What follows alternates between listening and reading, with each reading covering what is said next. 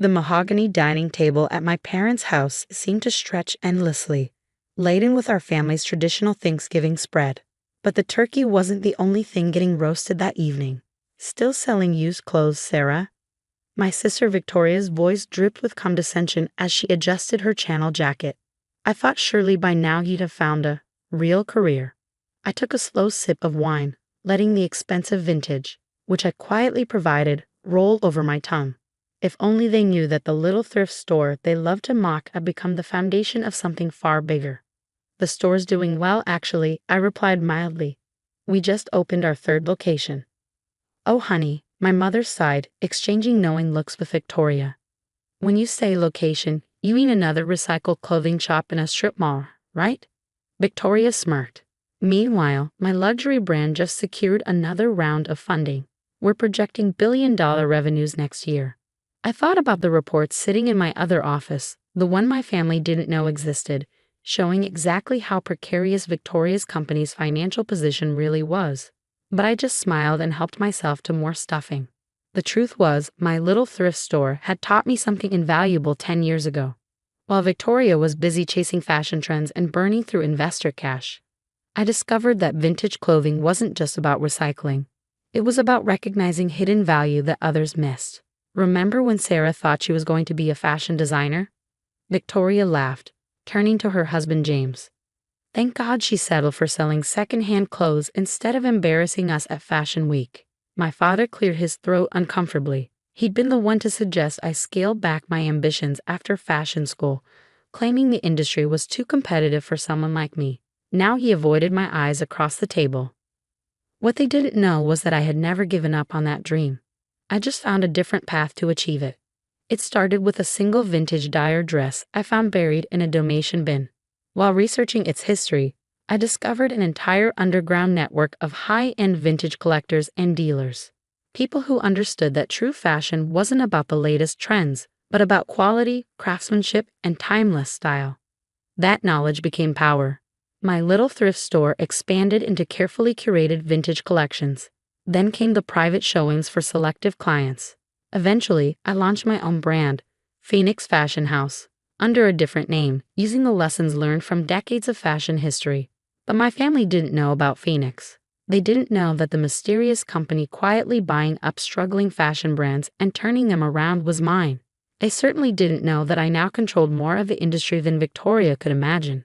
At least tell me you're finally dating someone successful, my mother pressed. You're not getting any younger, dear. I thought of Marcus, my partner both in business and life, who was currently overseeing our latest acquisition in Milan. Another secret I kept from my status-obsessed family.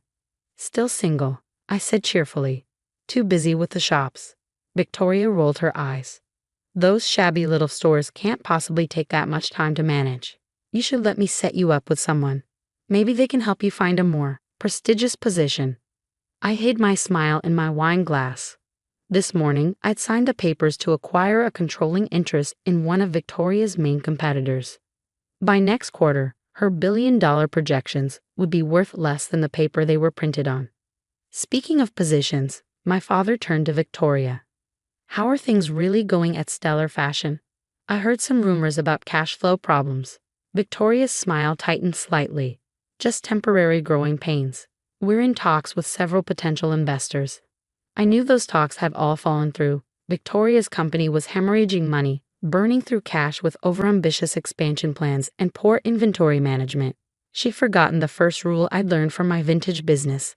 Value isn't about what something costs. It's about what it's worth. Well, if you need any help, my father started, but Victoria cut him off. Everything's fine. In fact, we just had a mysterious new investor express interest. Very exclusive, very private. They're known for turning struggling brands into global powerhouses. I raised an eyebrow, wondering if she meant who I thought she did. Oh, what's the company called? Phoenix Fashion House, Victoria said proudly. They're very selective about their investments. The fact that they're interested in Stellar shows how prestigious our brand has become. It took everything I had not to laugh. I'd instructed my team to send that letter yesterday, knowing it would give Victoria false hope right before we pulled the rug out from under her. How fascinating, I murmured. I hope it works out. Later that evening, as everyone moved to the living room for coffee, I excused myself to make a phone call. In my car, safely out of earshot, I connected with Marcus in Milan. "How did dinner go, cara mia?" His warm voice filled the car's Bluetooth speakers. About as expected, Victoria's bragging about the Phoenix letter. "Ah yes, our little bait. The board received our real offer an hour ago." They're enthusiastic. I smiled, thinking of the carefully crafted deal that would give us control of stellar fashion while leaving Victoria with nothing. And the numbers? Worse than we thought. She's been hiding losses, cooking the books. When this goes public, her reputation will be ruined, I finished. Almost as embarrassing as selling used clothes in a strip mall. Marcus chuckled. "You're enjoying this a little too much, my love." "Maybe," I admitted. But they got it coming. Victoria's not just bad for business, she's bad for fashion. She's everything wrong with the industry. "And you're everything right with it," he said softly. "The vintage queen who built an empire by understanding true value. When are you going to tell them?" I looked back at the house, where I could see my family through the windows, still laughing, still judging, still so certain of their own superiority. "Soon," I promised. "Very soon." Walking back inside, I found Victoria holding court, describing her latest fashion show to our enraptured parents. "The influential people you meet in this industry," she was saying. "The real movers and shakers. Not like Sarah's little world of second-hand bargain hunters." If she only knew that those bargain hunters included celebrities, royalty, and fashion icons who valued the history and craftsmanship of vintage pieces. Or that many of them were now exclusive clients of Phoenix's new collections. "You know what they say," I offered innocently. "One person's trash is another person's treasure." Victoria laughed dismissively. "Please, there's a reason some things end up in thrift stores. Not everything can be salvaged." I thought of the intervention my team was planning for stellar fashion. The aggressive restructuring, the management overhaul, the complete rebranding that would erase Victoria's influence entirely. "You'd be surprised," I said softly. "Sometimes the things people throw away turn out to be the most valuable of all." My phone buzzed with a text from Marcus. "Board just voted. We own stellar fashion. Operation Phoenix is go." I smiled, tucking the phone away. Let them mock my thrift stores. Let them dismiss my career choices. In less than 24 hours, they'd learn that the sister they'd underestimated had become the most powerful person in the room. And Victoria's face when she realized who really owned Phoenix Fashion House? That would be priceless. As I drove home that night, I thought about the journey that had brought me here. Every condescending comment, every dismissive laugh had only fueled my determination. While they were busy looking down on me, I was building something extraordinary. Tomorrow, everything would change. But tonight, I savored the delicious irony of it all. Sometimes the best revenge isn't just success. It's success they never saw coming. My phone buzzed again. Another text from Marcus. "Final papers signed. You now officially own your sister's company. Happy Thanksgiving, cara mia." I smiled, thinking of the vintage dyer dress that had started it all. Victoria had called it trash. I had seen its true value. Now she was about to learn the most expensive lesson in fashion history. Never underestimate someone who knows the difference between price and worth. The next morning, I dressed with particular care. A vintage channel suit from my private collection, not the mass-produced pieces Victoria favored, but a hand-tailored original from 1962. The same suit Jacqueline Kennedy had worn during her visit to Paris. I'd found it in an estate sale 5 years ago, recognized its value instantly, and restored it to perfection. "The press release goes out in 20 minutes, Marcus informed me over video call as I adjusted my pearls. Victoria just arrived at Stellar's headquarters for what she thinks is a meeting about Phoenix's investment. How does she look? Confident, strutting. She has no idea she's walking into her own execution. I checked my reflection one final time, record everything. I want to remember this day. Stellar Fashion's offices occupied 3 floors of a glass tower downtown. As my private elevator ascended to the executive level, I thought about how different this was from my first thrift store. A tiny shop in a strip mall. Started with nothing but determination and an eye for hidden value. The boardroom fell silent as I walked in. Victoria sat at the head of the table, surrounded by nervous-looking executives. Her smile froze when she saw me. "Sarah, what are you doing here?" This is a private meeting. I know. I took my seat opposite her. I called it. Her perfectly maintained eyebrows drew together in confusion. What are you talking about? This is a meeting with Phoenix Fashion House's representatives. Exactly. I smiled, nodding to Marcus as he entered behind me. Allow me to properly introduce myself. Sarah Collins, CEO and founder of Phoenix Fashion House. The silence that followed was absolute. Victoria's face went through a range of emotions: confusion, disbelief, dawning horror. That's impossible, she finally managed. You run thrift stores. I started with thrift stores, I corrected her. They taught me everything about true value, quality, and timeless style. Things you never bothered to learn while chasing quick profits and fast fashion. Marcus began distributing folders to the board members. As of 9 a.m. this morning, Phoenix Fashion House owns a controlling interest in Stellar Fashion. These documents outline the immediate changes to management and company direction. Victoria grabbed a folder, her hands shaking. This is a joke. Some kind of sick revenge fantasy. My company is worth billions. Your company is worth nothing, I said quietly. You've been hiding losses, manipulating numbers, and burning through investor cash. Did you really think nobody would notice? Her face paled. How did you? I've been watching you for years. Every mistake, every bad decision, every shortcut that put short-term profits ahead of quality and sustainability.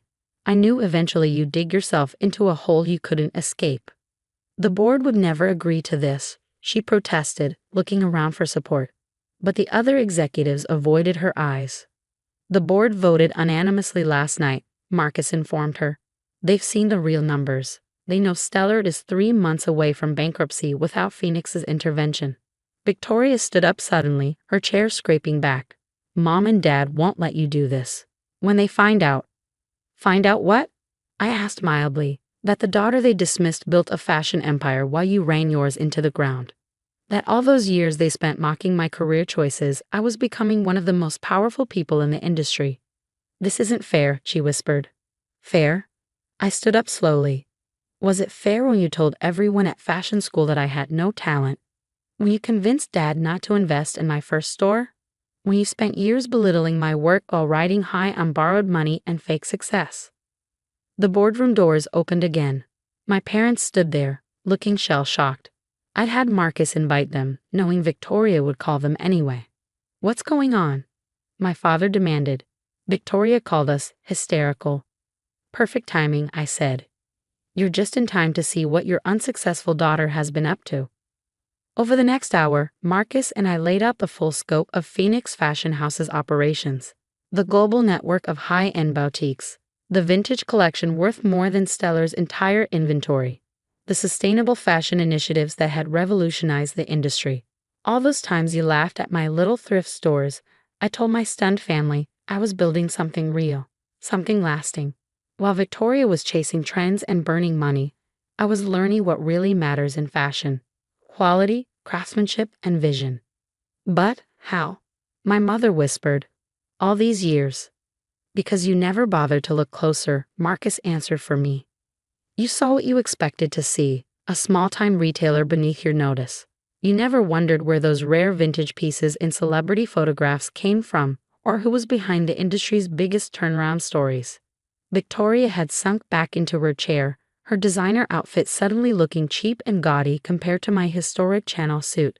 What happens now? She asked, her voice small. Now, I opened another folder. You have 2 choices. Resign quietly, with a modest severance package, or fight me and watch as I expose every creative accounting trick and corporate misstep you've been hiding.